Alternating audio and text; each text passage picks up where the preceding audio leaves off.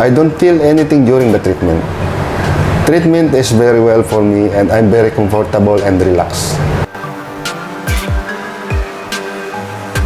This is a man from Philippines. He came to Malaysia to do a smart FUE hair transplant. The indication here is he is a male pattern hair loss level 7 and today is day 1. And for his age, he healed very well. There's no bleeding, there's not much swelling, and there's no any dislodgement. We maintain a hairline to suit to his age. This is called the age match hairline. This is the anterior point.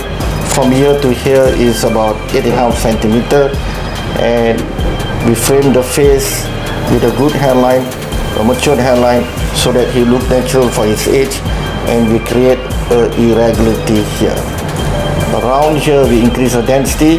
In the mid scalp and the crown we space out a bit so that we can finish our work to the crown. Now, for your age, 52 years old, many patients want to know how's the procedure of smart FU all about. Can you explain to us? Treatment is very well for me. I have a lot of friends somewhere in Saudi Arabia and even though in Philippines. Whenever you want to go for treatment, just choose this clinic.